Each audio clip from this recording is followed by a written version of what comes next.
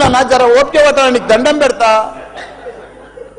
ఎందుకంటే ఆ చెత్త వేసినప్పుడు నేను మంత్రి ఉన్నప్పుడు మా కేటీఆర్ గారు 500 కోట్లు ఇచ్చిండు. చెత్తతోటి కరెంటు తయారు చేసే ఉత్పత్తి ప్లాంట్ ఆడ తయారు చేస్తాం. దాన్ని అది కాకుండా 144 కోట్లతోటి క్యాపింగ్ పెట్టిన మొత్తం మట్టి పోసి గడ్డి పెట్టి అది గుట్ట లెక్క తయారు చేస్తాం. దానికి తోడు వర్షాకాలంలో అందులో వచ్చిన మురుగునీళ్ళంతా వస్తే ఫిల్టర్ చేసేందుకు 250 కోట్లు ఇచ్చినాం. వాటి ఎస్టీపీ అంత బాగా చేసి అందంగా వాసన రాకుండా చేస్తాం నా మంత్రి ఉన్నప్పుడు మా కేటీఆర్ సార్. అటువంటిది ఇప్పుడు 2 సంవత్సరాలు 4 నెలల సంది భరించలేము. కొత్త గుట్ట చెత్తకుండి తయారు చేసారు కొత్తది ఒకటి. అది రోగాన బారి పడుతున్నారు. వాటర్ల పొల్యూషను, గాలిల పొల్యూషను, భూమిల పొల్యూషను, మురికి నీరు ఉండలేక 2 లక్షలన్నర ప్రజలు ఉంటున్నాడు.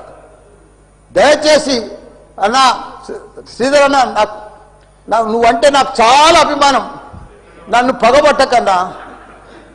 ఎందుకంటే నా నియోజకవర్గం బంగారమ సుట్టి దేశంలోనే నంబర్ 1 సుట్టి మేడ్చల్ నియోజకవర్గం. దాన్ని తుకుడలు అచలం కుతలం చేసేది దాన్ని.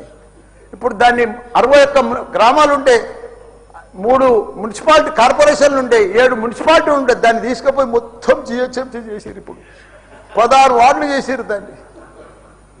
ఒక మోరీలు లేవు, రోడ్లు లేవు, డ్రైనేజీలు లేవు, కరెంట్ స్తంభాలు లేవు, ఏమీ లేదు. ఇంకా మారుమూలు గ్రామాలే ఉన్నాయి, పెంకిటిల్లే ఉన్నాయి. దాన్ని తీసుకుపోయి జిహెచ్ఎంసీలో కలిపారు. హైదరాబాద్ మస్తు డెవలప్ అయింది. కానీ ఆ జిహెచ్ఎంసీలో దాంట్లో కలిపినప్పుడు దయచేసి స్పెషల్ కేటగిరీ కింద జిహెచ్ఎంసీ చెత్త అంతా ఆడికే వస్తుంది. దాన్ని ఒకటి క్లీన్ చేసి మీకు దండం పెడతా. ఎందుకంటే అక్కడ నేను ఉండలేకపోతున్నా. నేను ఎందుకు వస్తున్నా, ఎందుకు గెలిచినరా ఇక్కడి నుంచి అని భరించలేకపోతున్నా. నేను శ్రీధర్ అన్న నీకు దండం పెడుతున్నా. అదొక్కటి నాకు స్పెషల్ ఫండ్ ఇచ్చి 500 కాదు 1000 కోట్లైనా సరిపోవు. నువ్వు దీనికి బడ్జెట్లా ఇక్కడ జిహెచ్ఎంసీకి ఇచ్చిందంతా కూడా దానికి ఇవ్వాలి. ఎందుకంటే ఈ చెత్త అంతా అక్కడనే వస్తుంది.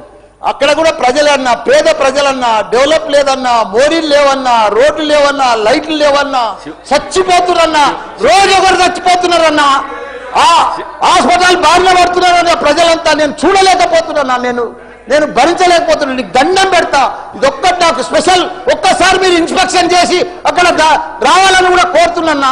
మీరు ఈ నడుమ ఇనాగ్రేషన్ కూడా వస్తలేరన్నా. ఆ మహేందర్ రెడ్డిని పంపిస్తున్నారన్నా. మీరు కావాలనే వస్తున్నారన్నా, కుట్ర పంపుతున్నారన్నా, నా మీద కుట్ర పంపుతున్నా. ప్లీజ్ దయచేసి అదొకటి మీరు రావాలి. కృష్ణారావు గారు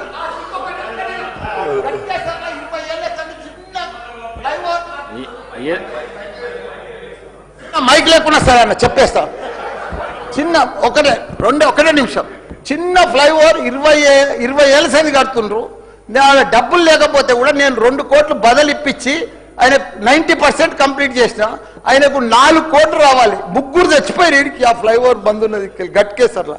దయచేసి ఆ 4 కోట్లు రిలీజ్ చేపి అన్న. నీకు దండ